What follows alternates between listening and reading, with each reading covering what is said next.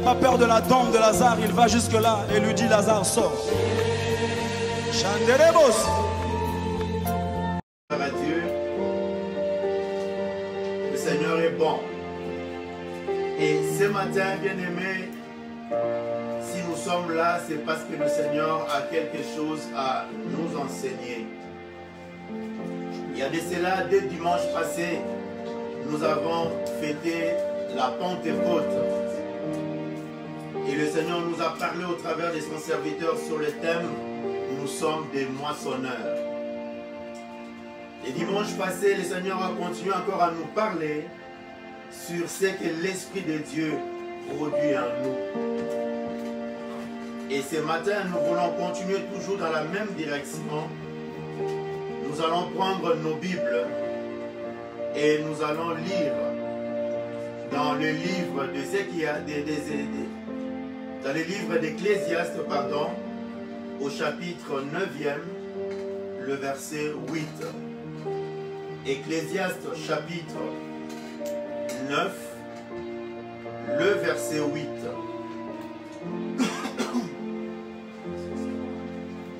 Je lis selon la version Louis II. La Bible nous dit ceci.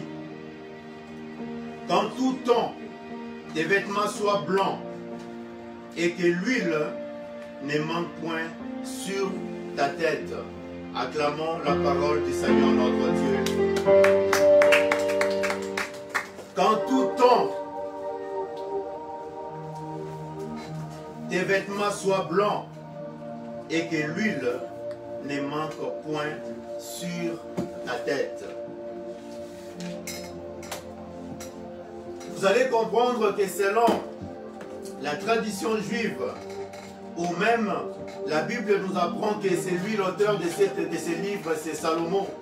C'est lui qui a écrit les livres des Ecclésiastes, pardon. Et Salomon, dans sa vie, il a écrit 3 livres. La tradition juive nous dit ceci, que le premier livre, Salomon l'a écrit pendant sa jeunesse. C'est le livre des Proverbes.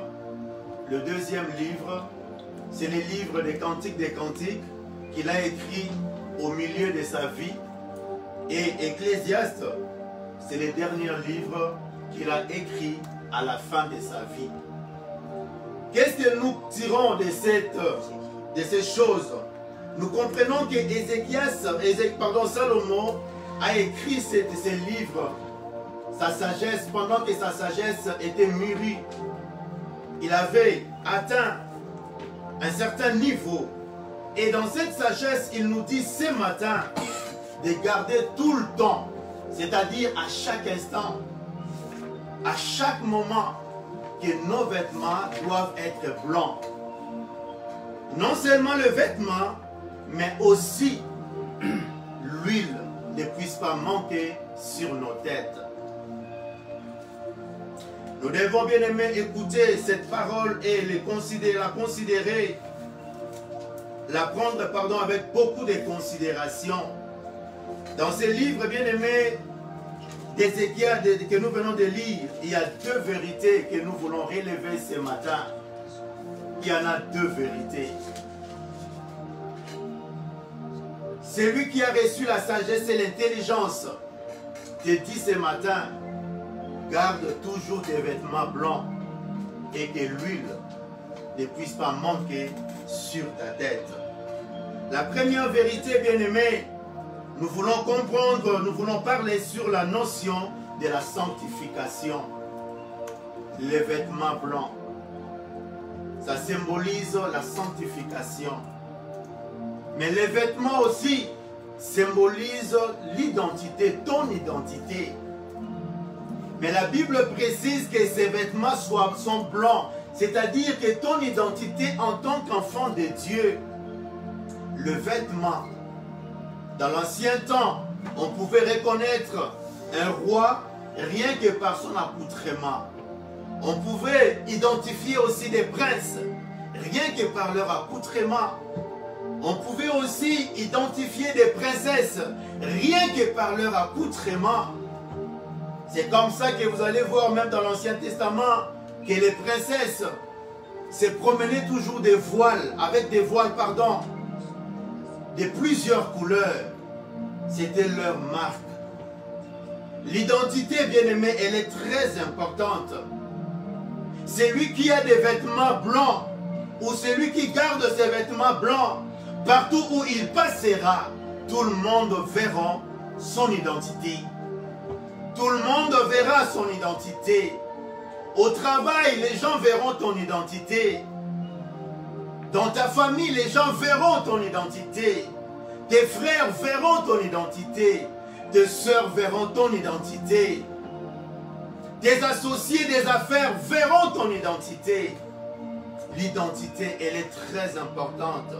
Voilà pourquoi Salomon nous dit ce matin, au temps de la pandémie, au temps où les gens passent leur temps à regarder à gauche et à droite, le Seigneur te rappelle ce matin de garder toujours tes vêtements propres. Alléluia. Nous avions dit aussi que les vêtements blancs, c'est synonyme ou symbole de la sanctification. Si vous lisez dans le livre d'Exode, lorsque le Seigneur a convoqué les enfants d'Israël sur la montagne de Sinaï, Dieu a dit aux enfants d'Israël, Dieu a dit à Moïse de dire aux enfants d'Israël de se laver, de purifier leurs vêtements, de se purifier pendant 3 jours, et au bout de 3 jours, que le peuple vienne à sa rencontre. Alléluia. Amen, amen. La sanctification. Tout enfant de Dieu ne doit pas ignorer cette notion. La notion de la sanctification doit être présente dans nos vies, doit être présente dans notre esprit, doit être présent dans nos églises, doit être présent au milieu des enfants de Dieu. C'est quoi la sanctification? C'est une vie de séparation avec le péché. Cette séparation, bien-aimée, commence par la prise de conscience. Et cette prise de conscience va te pousser à vouloir changer ta vie, à vouloir quitter les ténèbres pour embrasser la lumière. Cette volonté, bien-aimée, doit te pousser à vouloir quitter les camps de l'ennemi et attacher et marcher, pardon, dans la lumière que le Seigneur nous donne. La séparation. La séparation ne vient pas facilement comme ça. Ça doit venir de notre cœur, donc c'est la volonté. C'est comme les gens, le monde disent, le pouvoir, le vouloir, c'est le pouvoir. Si tu veux, tu peux ce matin. Amen, amen. La sanctification aussi, c'est la mise à part. Tu te mets à côté. La Bible nous dit dans Romains chapitre 12, ne vous conformez pas au siècle présent, mais soyez transformés par le renouvellement de l'intelligence. Être mis à part. Et mis à part, bien-aimé, c'est cette personne qui s'est livrée lui-même à Dieu. C'est cette personne qui a fait de Dieu son exclusivité. Un mis à part, c'est quelqu'un qui ne marche pas conformément au monde. C'est quelqu'un qui ne suit pas le monde. C'est quelqu'un qui n'aime pas le monde. C'est quelqu'un qui passe son temps à chercher la volonté de son Dieu. Comme le Seigneur Jésus nous disait dans les évangiles, que ma nourriture est de faire tous les jours la volonté de son Père. Alléluia. Amen. Un mis à part, bien-aimé, c'est cette personne-là qui cherche à se consacrer pour son Dieu, qui cherche à plaire à son Dieu et non au monde. Et non au monde. Un mis à part, c'est quelqu'un qui ne vit pas selon les conformismes mondains. Les conformismes mondains, bien-aimés, est le fait de vouloir parler comme le monde, habiller comme le monde, penser comme le monde, prendre des décisions comme le monde. Nous, notre royaume est dans le ciel. Nous avons un royaume, nous avons un roi et nous avons notre culture. Amen, amen. Amen. La sanctification. Se sanctifier, bien-aimé, signifie se purifier. Se séparer de tout suivre. de se séparer de tout mal. La sanctification, c'est aussi un commandement. Nous allons lire dans le livre des Lévitiques, le chapitre 11, le verset 44 à 45. Lévitique chapitre 11, le verset 44 à 45. Car je suis l'Éternel votre Dieu. Vous vous sanctifierez et vous serez saints, car je suis saint, et vous ne vous rendrez point impurs par ces reptiles qui rampent sur la terre. Car je suis l'Éternel qui vous ai fait monter du pays de d'Égypte pour être votre Dieu et pour que vous soyez saints, car je suis saint, car je suis saint. L'identité. Dans le verset 45, l'Éternel se présente comme étant celui qui est saint. Et il nous donne ses commandements. Il veut que nous soyons saints. Il dit, vous serez saints. Vous serez saints.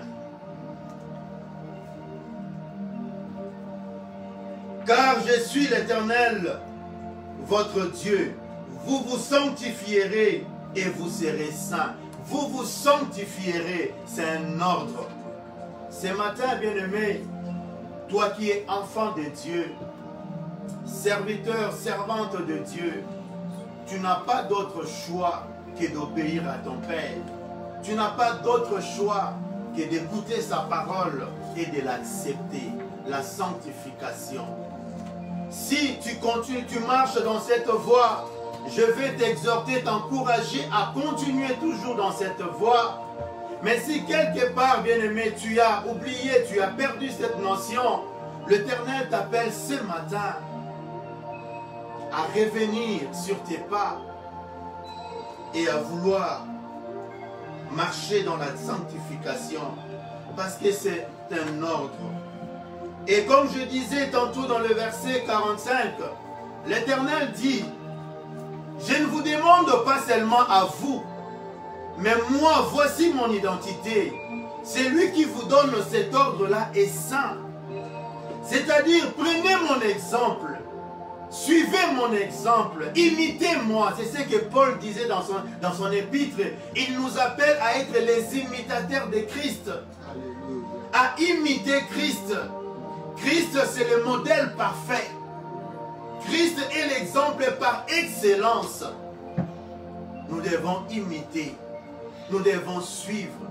Et donc dans Lévitique, le verset 45, le Seigneur met sa signature.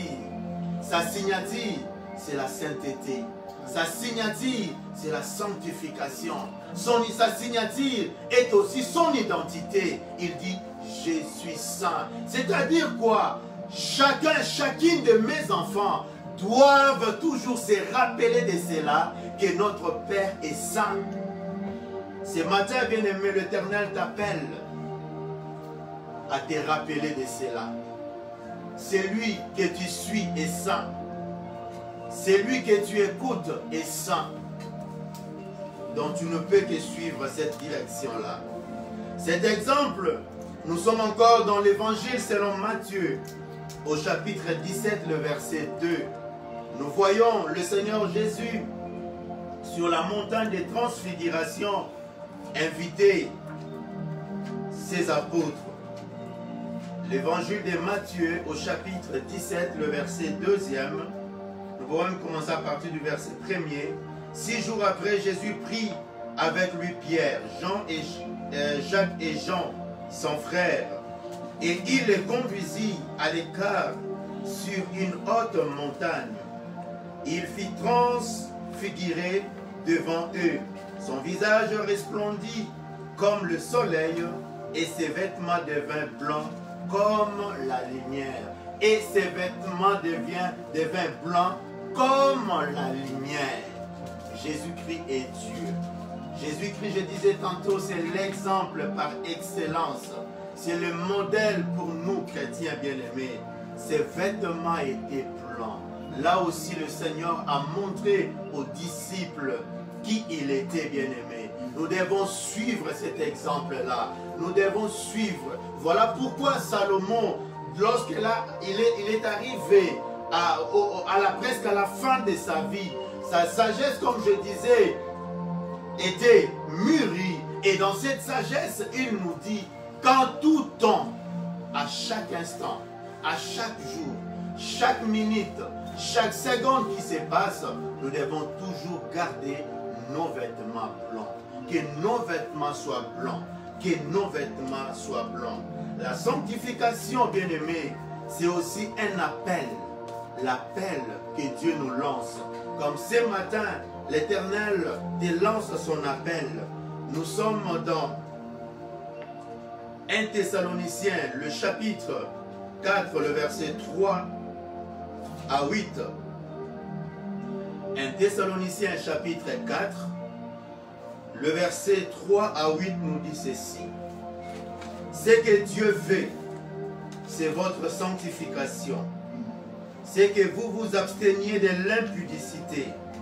C'est que chacun de vous sache posséder son corps dans la sainteté et l'honnêteté, sans vous livrer à une convoitise passionnée, comme font le païen qui ne connaissent pas Dieu. C'est que personne ne nuise envers son frère de fraude et de cupidité dans les affaires, parce que le Seigneur tire vengeance de toutes ces choses. Comme nous vous l'avons déjà dit et attesté, car Dieu ne nous a pas appelés à l'impureté, mais à la sanctification. C'est lui donc qui rejette ses préceptes, ne rejette pas un homme, mais Dieu qui vous a aussi donné son Esprit Saint, son Saint-Esprit, pardon. Acclamons une fois de plus la parole du Seigneur. Le verset 8, bien-aimé, une autre signature. C'est lui qui rejette ces choses, ne rejette point un homme. Ne rejette point un homme, mais rejette Dieu qui nous a donné aussi son Esprit Saint. Amen, amen. Amen. La volonté de Dieu. Dans cet épître, bien-aimé, le Seigneur nous montre, nous révèle clairement quelle est sa volonté. Le Seigneur ne veut pas que nous puissions nous comporter comme des païens. Comment les païens, comment le monde font? Lorsqu'ils font des affaires, ils essayent d'escroquer leurs frères ou sœurs. C'est pourquoi la Bible nous dit que lorsqu'on fait des affaires, qu'il n'y ait pas de fraude. Le Seigneur ne veut pas que nous puissions nous livrer à la convoitise passionnée. Le Seigneur ne veut pas que nous puissions nous livrer à la cupidité dans les affaires. Quand tu fais affaire avec quelqu'un, tu penses déjà à ton intérêt. Tu te dis déjà, non, je vais gagner peu d'argent. Je vais prendre tout pour moi-même. C'est aussi la méchanceté. Voilà pourquoi Dieu dit, je veux ce que moi je veux. Ce qui va me rendre plus plaisir, c'est votre sanctification. C'est que vous puissiez vous abstenir de l'impudicité, qui n'est qu'une immoralité, une forme de débauche. La sanctification. Bien-aimé, c'est lui qui garde ses vêtements purs, ne se livre pas à l'impudicité. C'est lui qui garde ses vêtements purs, possède son corps dans la sainteté et l'honnêteté. Nous devons marcher dans l'honnêteté. Nous devons marcher dans l'honnêteté. On nous a prêché les dimanches passés, d'autres dimanches, que le nom chrétien a été cité ou nous donné pour la première fois à Antioche. Le pasteur nous a parlé de cela. Et ce nom-là, ce n'est pas les chrétiens eux-mêmes qui se sont donné ce nom-là, mais c'était des païens Ils ont observé les apôtres, ils ont observé les disciples et ils ont vu que ces gens-là faisaient marcher comme leur maître, comme Christ. Alors ils les ont appelés des chrétiens. Ces jours-là, bien-aimés, c'était une joie de voir que le monde a constaté le rayonnement sur les chrétiens ou les disciples. Nous devons rayonner dans ce monde. Nous devons être la lumière. Voilà pourquoi dans l'évangile selon Matthieu, la Bible nous dit, Matthieu 17 que nous avons lu, l'image, le visage de Christ resplendissait et ses vêtements deviennent blancs. La sanctification, bien-aimés. Soyons honnêtes. La sanctification, bien-aimés, ce n'est qu'un point de départ qui nous conduit vers la sainteté. Un état pur. Et donc, celui qui aspire à la sainteté doit commencer tous les jours à faire l'examen de conscience.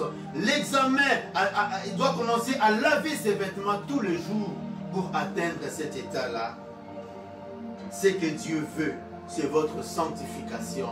Ce que Dieu veut, c'est ta sanctification. Ce que Dieu veut dans nos églises, c'est des églises saintes. Ce que Dieu veut dans nos maisons, dans nos familles, c'est des foyers qui marchent et qui aiment la sanctification. Dans 1 Pierre chapitre 1, le verset 15 à 16, l'apôtre Pierre nous dit ceci. Mais, puisque celui qui vous a appelé est saint, vous aussi soyez saints dans toute votre conduite. Dans toute votre conduite. Le verset 16, selon qu'il est écrit, vous serez saints, car je suis saint dans toute notre conduite. La sanctification, bien-aimée, est un état qui doit être permanent dans nos vies. La sanctification doit être constante. La sanctification doit être active, pardon. La sanctification ne doit pas être périodique. Aujourd'hui, tu es saint. Demain, en hiver, tu perds ta sanctification. En été, tu redeviens saint. À l'automne, tu perds ta sanctification. Non. Voilà pourquoi Salomon nous dit, nous devons garder en tout temps nos vêtements blancs. C'est-à-dire, la sanctification doit être active, en permanence, tous les jours de notre vie. Ce n'est pas quand je vais aller à l'église, je prends mes vêtements, je prends une attitude sainte. Non.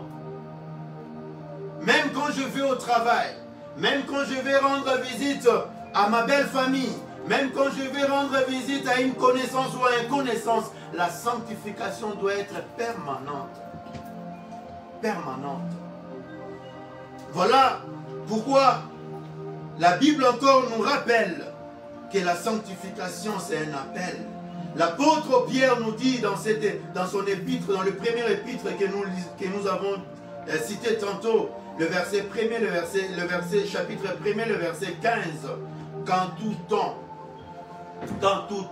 nous devons être saints. Car il est écrit, vous serez saints, car je suis saint, moi l'Éternel, votre Dieu.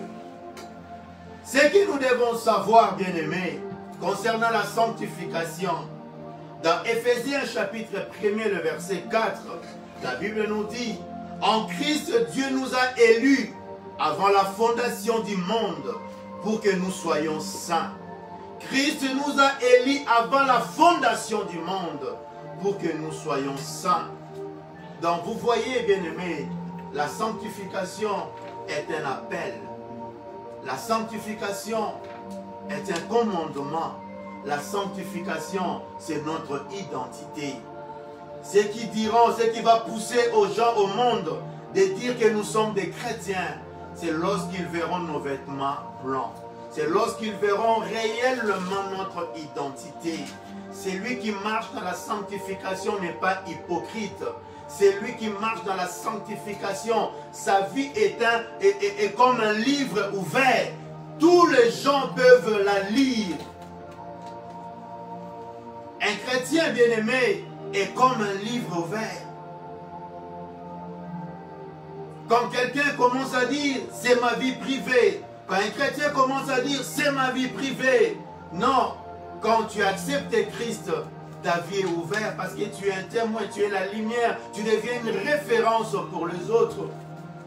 Quand le monde marche dans les ténèbres, là où toi tu es, bien-aimé, tu es là pour servir d'exemple aux gens, tu es là pour éclairer les aveugles. Alléluia. Tu es là pour que les gens se réfèrent à toi.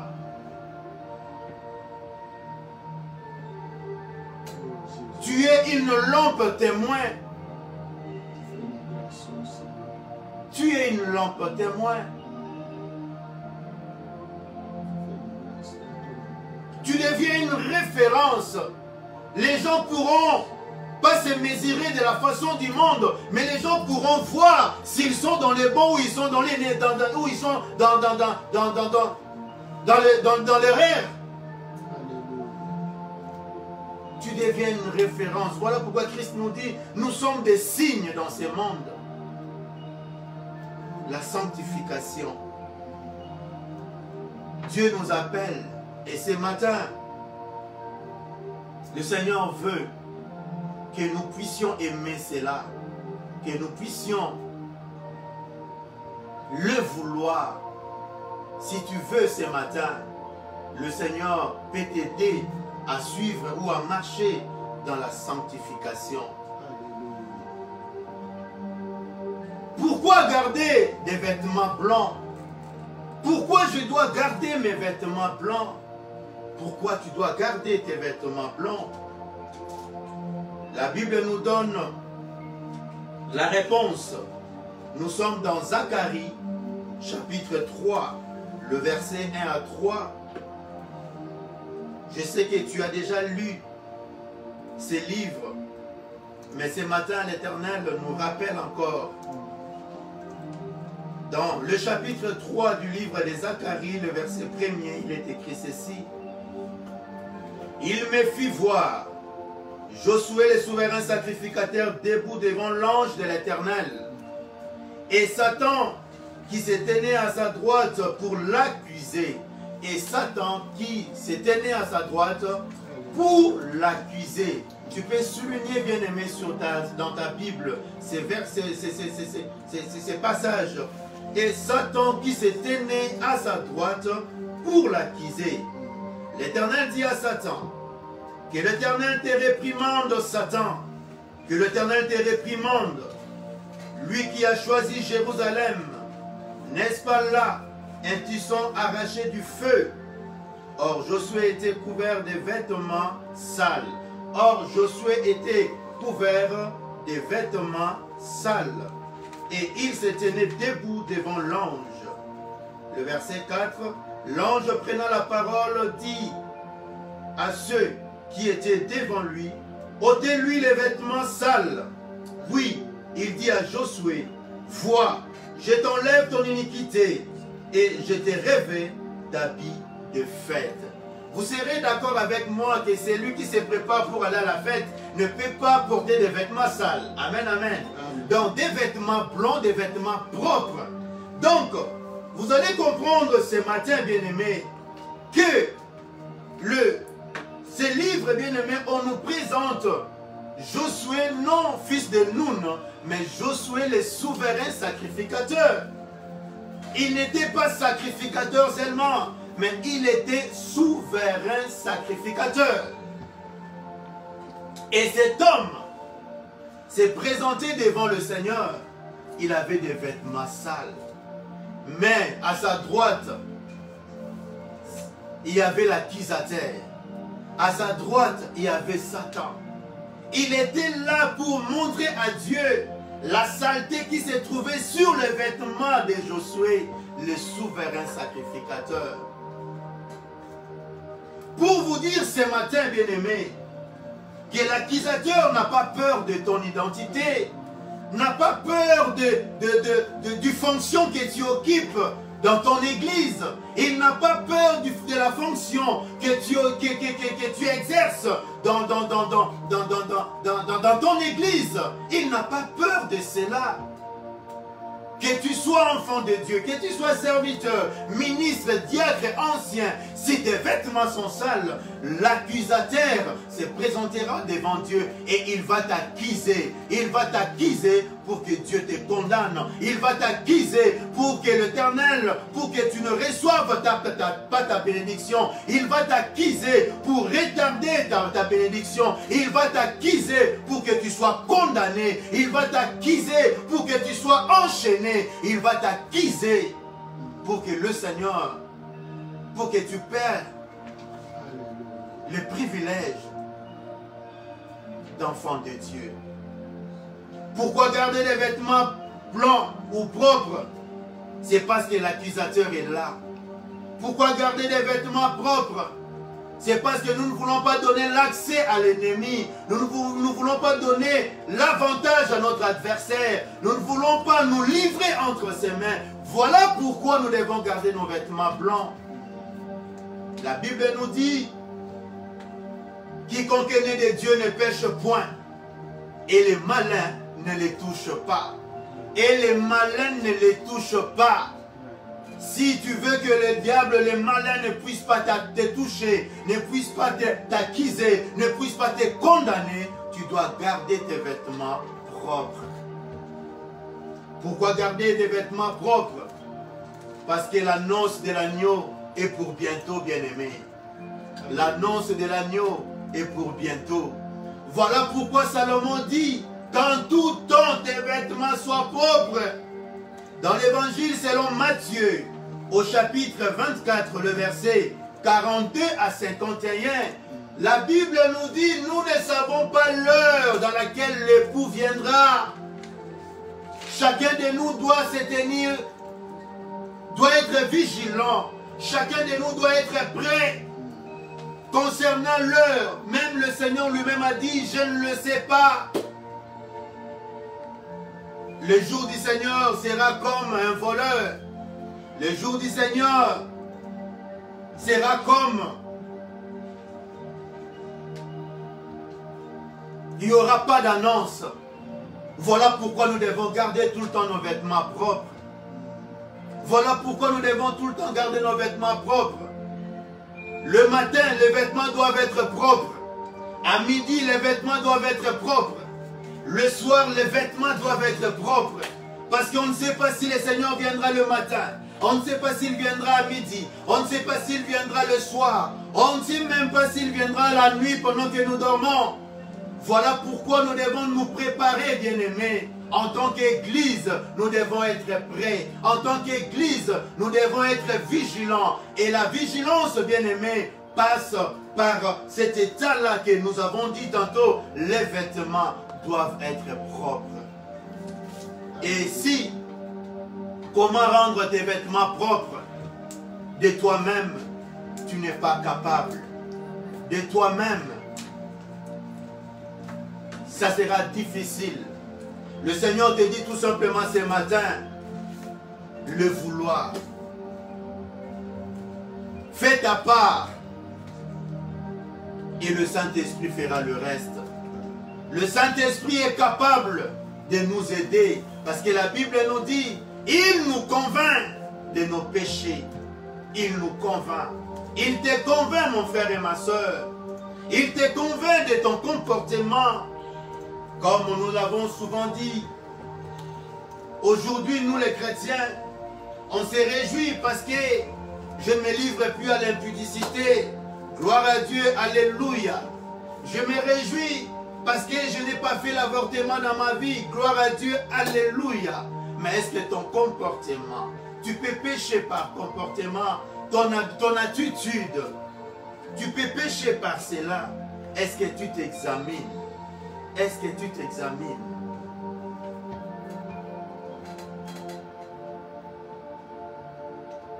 Le Saint-Esprit te convainc, bien-aimé. Quand tu mens, le Saint-Esprit doit te convaincre que que tu as menti dans cette affaire, répands-toi. Le Saint-Esprit te convainc du manque d'amour que tu as.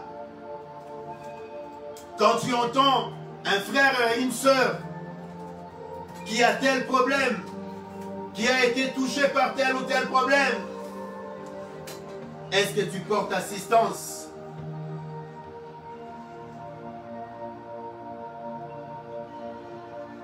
Le Saint-Esprit te convainc même de ton hypocrisie, de ta méchanceté qui commence à grimper.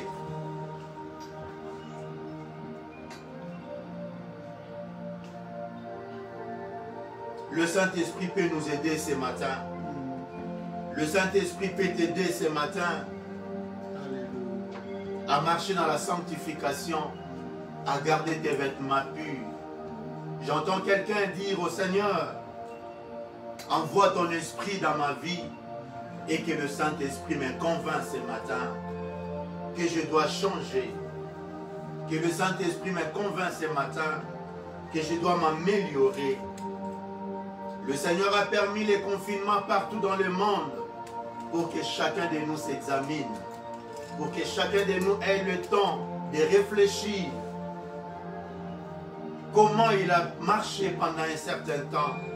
Les confinements, c'est comme un point. Les confinements, c'est comme un arrêt. Les confinements, c'est comme, tu dois la prendre comme une station. Tu arrives là, tu mets un point, tu regardes là où tu as marché et là où tu es arrivé. Qu'est-ce qui a marché et qu'est-ce qui n'a pas marché? La deuxième notion, bien aimé, vous allez comprendre que la sanctification, on ne peut pas parler de ces points-là juste pendant une séance, pendant notre culte. La sanctification, il y a tellement de choses à dire par rapport à la sanctification. Mais j'insiste pour dire ce matin que la sanctification doit être active, en permanence, en tout temps. C'est très important. La deuxième vérité, nous la voyons, le Seigneur nous parle, il dit que l'huile ne manque point sur ta tête, que l'huile ne manque point sur ma tête. Tu peux dire à ton voisin que l'huile ne manque point sur ta tête. L'huile, bien-aimée. L'huile, nous le savons, symbole du Saint-Esprit. Mais ici, Salomon nous dit quelque chose, il précise quelque chose. Il dit que l'huile ne puisse pas manquer sur tes mains, pas sur le pied, mais sur la tête. C'est-à-dire, ma tête est là, l'huile est là. Je vous rappelle encore, on nous a parlé, le pasteur nous a parlé pendant la Pentecôte, l'exemple de la veuve, la femme du prophète qui avait perdu son mari, mais elle avait dans sa maison ses deux fils, mais avec une vase remplie, une vase et un peu d'huile. Alléluia. Et l'homme de Dieu a dit ceci, va chercher, va emprunter des bidons, des vases, et rentre avec ça dans ta maison, ferme la porte. Vous voyez, ça aussi c'est la notion de la sanctification. Garder nos vêtements purs. Tu dois garder la porte. Parce que l'ennemi cherchera à créer une brèche dans ta vie pour entrer. Mais il faut que les portes soient fermées. Il faut que les portes de ta vie soient fermées. Il faut que les portes où l'ennemi pourra entrer pour s'acquiser soient fermées. Que chacun de nous veille sur ces portes. Et lorsque tu fermeras les portes, tu vas prendre cette vase. Et le pasteur nous a bien dit, j'ai aimé cette parole, cette vase qui contenait l'huile, c'est Jésus-Christ. Et comme les autres vases n'avaient pas de l'huile, on devait prendre cette vase qui avait l'huile et verser l'huile sur les autres vases qui n'avaient pas. Voilà pourquoi nous disons même que le Saint-Esprit est appelé l'Esprit de Jésus-Christ. Amen, amen. C'est le Seigneur qui déverse sur nous. Sur nous. Vous voyez, c'est-à-dire que c'est le Saint-Esprit sur nous. Le Saint-Esprit sur toi. Ici, on ne nous parle pas du Saint-Esprit en nous. On nous dit le Saint-Esprit sur nous. C'est l'onction. Alléluia. C'est l'onction. Dans l'évangile selon Jean au chapitre 20, le verset 22. Là, nous voyons le Seigneur Jésus-Christ souffler sur les disciples en leur disant, après la résurrection, en leur disant, recevez le Saint-Esprit. C'était la régénération. Le Saint-Esprit en nous. C'est comme dans le livre de Genèse au chapitre 2, le verset 7, la Bible nous dit que Dieu avait créé l'homme, mais l'homme n'était pas encore vivant, l'homme était toujours là. La Bible nous dit que Dieu souffla sur l'homme. Dans d'autres versions, c'est écrit, Dieu mit son esprit sur l'homme, et l'homme devient un être vivant. Mais cet homme qui était mort par le péché dans le jardin d'Éden, à la nouvelle naissance ou dans le Nouveau Testament, Jésus souffla ce souffle-là comme le jour de la création. Il nous donne la vie, le Saint-Esprit en nous. Le Saint-Esprit en nous. Les disciples qui étaient médiocres autrefois, ils ont reçu. Jésus a soufflé. C'est ça que j'ai dit, la régénération. Mais ici, on ne nous parle pas de la régénération. Parce qu'une fois ayant été régénérés, bien-aimés, nous devons maintenant chercher le Saint-Esprit sur nous. C'est ce qui s'est produit le jour de la Pentecôte. Le Saint-Esprit était sur les apôtres. Je vais vous rappeler, bien-aimés, si nous retournons un peu en arrière, dans l'Ancien Testament, il y avait 3 catégories de gens qui recevaient l'huile sur la tête. C'était les rois, les prophètes et les sacrificateurs. Ils recevaient. Dans le psaume chapitre 23, le verset 5 que nous connaissons tous, David même dit, tu induis ma tête et ma coupe déborde. Dans 1 Samuel chapitre 10, le verset 1er, la Bible nous dit que Samuel prit une fiole d'huile, qu'il répandit, qu'il versa sur la tête de Samuel pour qu'il devienne roi. Pardon, sur Saoul, pardon, pour qu'il devienne roi. Dans le psaume 133, on nous parle de souverain sacrificateur, on nous parle d'Aaron. On nous dit c'est comme l'huile précieuse qui descend sur la tête d'Aaron. Vous voyez, dans le sacrificateur, il recevait l'huile, il recevait sur leur tête pour leur donner la force d'exercer leur ministère, d'accomplir, de jouer pleinement leur rôle. Le Saint-Esprit sur nous, bien-aimés. Le pasteur nous a déjà parlé de cela le jour de la Pentecôte. Lorsque le Seigneur nous a parlé sur la moisson, nous sommes tous des moissonneurs.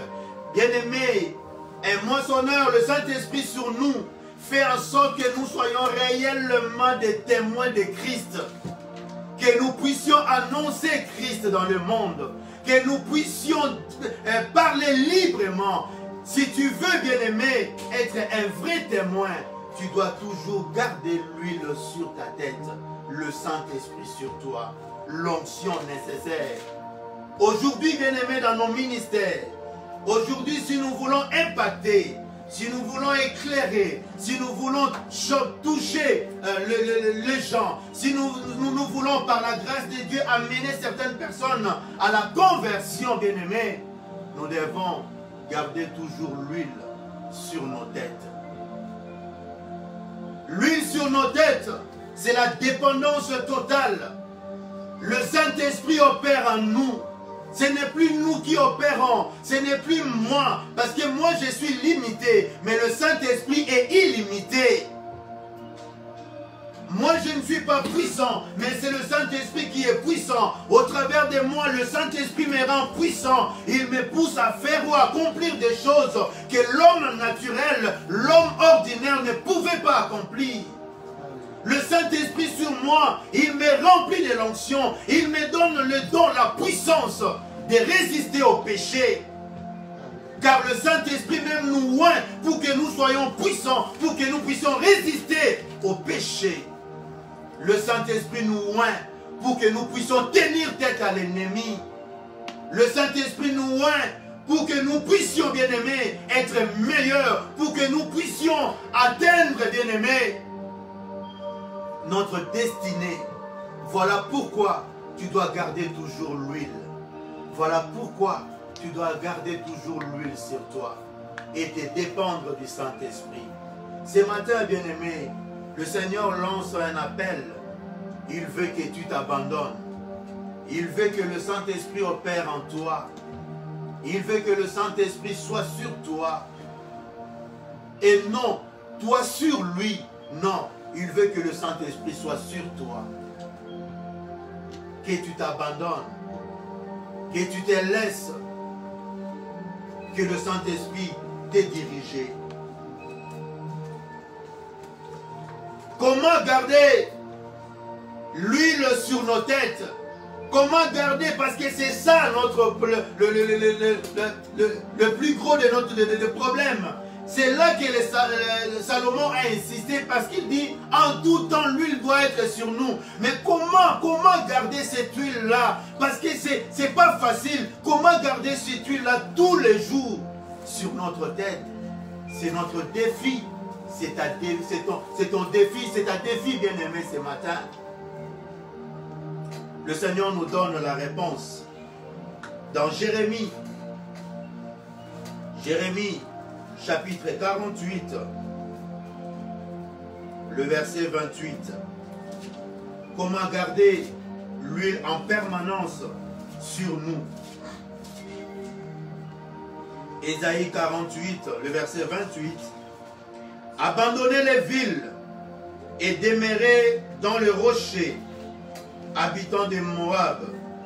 Soyez comme les colombes qui font leur nid sur le flanc des cavernes. Acclamons la parole du Seigneur notre Dieu.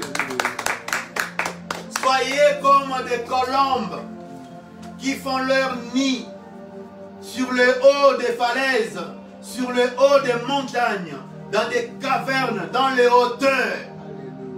C'est là que la colombe fait son nid. Nous savons que la colombe, c'est le symbole du Saint-Esprit. Ici, le Seigneur nous fait un appel. Le Seigneur nous dit d'abandonner les villes, c'est-à-dire, à un moment donné, tu dois abandonner ta chambre, tu dois abandonner ta maison, tu dois aller habiter dans le rocher. C'est-à-dire le rocher c'est Christ. Mais tu dois aimer les hauteurs. Tu dois aller à la montagne. C'est-à-dire en prière. Il faut que tu développes cette habitude. À un moment donné de ta vie, il faut que tu montes. Comme dans l'évangile selon Matthieu, le chapitre 17, le verset 2 que nous avons lu à l'introduction. La Bible nous dit que Jésus a pris Pierre, Jean et Jacques, ils sont montés à la montagne des transfigurations. C'est le moment de te retirer, bien-aimé. Si tu veux garder l'huile sur ta tête, sois quelqu'un qui aime la prière, sois quelqu'un qui gêne, sois quelqu'un qui se retire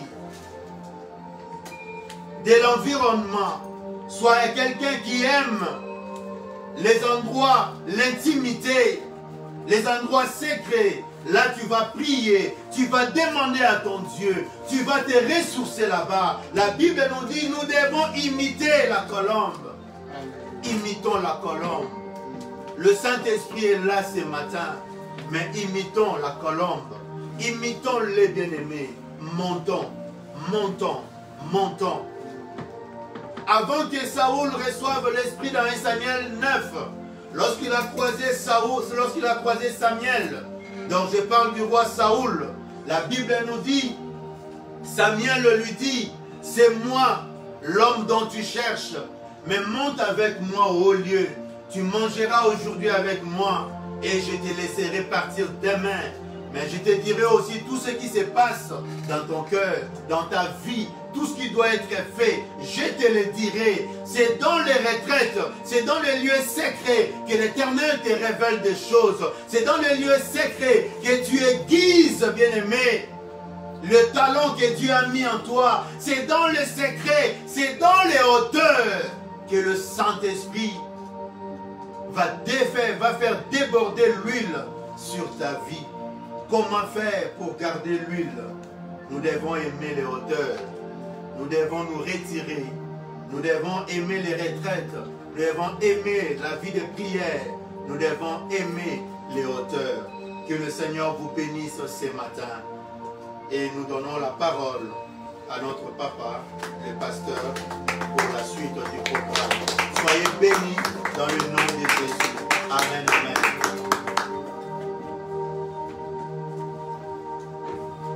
Oui, bien-aimés, Dieu nous dit, c'est la recommandation du Seigneur. Il nous demande de garder toujours nos vêtements blancs et de recevoir toujours l'huile sur notre tête, donc l'onction du Saint-Esprit. Le vêtement, comme on nous a enseigné, c'est notre identité, notre être. Donc les vêtements reflètent Christ. Comme la Bible dit, soyez revêtus de Christ. Nous devons porter Christ en nous. Nous devons refléter Christ. Nous devons vivre la vie de Christ en nous. Et pour cela, nous avons besoin de l'onction du Saint-Esprit. Comme Christ a dit, le Saint-Esprit vous conduira dans toute la vérité. Il prendra ce qui est à moi et il vous révélera. Mon frère, ma soeur, lève-toi là où tu es. Nous voulons dire à notre Dieu, Seigneur, en toi il n'y a aucune iniquité, en toi il n'y a aucune souillure. Mais en moi c'est plein d'iniquité. Mais aujourd'hui, Seigneur, mon désir c'est de te ressembler. Seigneur, je veux ressembler à toi. Seigneur, descends ta présence à moi. Descends ton onction, ô Père.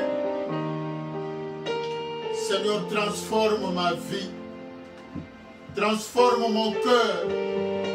Transforme mes pensées, ô Jésus. Que je puisse penser comme toi. Que je puisse marcher comme toi. Que je puisse regarder les choses comme toi. Seigneur, fais-moi grâce. Car sans toi, je ne peux rien. Seigneur, viens. Mon frère, ma soeur, élève tes mains. Élève ta voix aussi vers le Seigneur. Que Dieu voie dans nos cœurs la volonté de lui être agréable. Que Dieu voie dans nos cœurs cette volonté de lui plaire et non de plaire aux hommes. Que Dieu voie dans nos cœurs cette volonté d'obéir à sa parole. Que Dieu voie dans nos cœurs ce cri de secours. Demandons l'aide du Seigneur, car sans lui nous ne pouvons pas. Plus de ta ressemblance, plus de toi. Demandons à Dieu cette vie de prière, la soif de sa présence à tout moment. Car il a dit veillez et priez afin que vous ne tombiez point dans la tentation. Disons-lui, Seigneur, mes habits sont sales. Aujourd'hui, je suis là devant toi comme le sacrificateur Josué. Mais Seigneur, dans ta grâce, ne me livre point, Seigneur, à l'opprobre. Ne me livre point au péché. Ne me livre point entre les mains de mes ennemis. Seigneur, viens à mon aide. Viens me sauver. Viens me remplir de ta présence. Viens me remplir de ton Saint-Esprit. Viens me remplir de ton onction. Ouais-moi, Seigneur, pour être à ton service. Ouais-moi pour te ressembler, oh Jésus. Seigneur, fais-moi grâce. transforme les désirs de mon cœur. Seigneur, donne-moi les sentiments qui étaient en toi pendant que tu étais sur cette terre. Donne-moi la soif de ta présence. Donne-moi la soif de la prière. Donne-moi la connaissance de ta parole. Devant toi je me répands. Fais de moi ce que tu voudras. Devant toi je me répands. Fais de moi ce que tu voudras. Que ma vie soit une fleur, un parfum pour toi, Seigneur. Alléluia. Que ma vie soit une fleur, un parfum de bonne odeur. Devant toi je me répands. Fais de moi ce que tu voudras. Seigneur, fais de moi ce que tu veux. Seigneur, je viens m'abandonner à toi, car toi tu m'as mis à part. Devant toi je me répands. Seigneur, tu es le potier et je suis l'argile dans tes mains. Devant Donne-moi toi la forme que tu veux. fais de moi ce que tu voudras.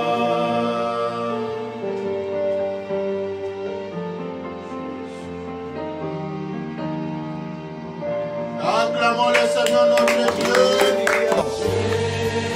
Chanteremos.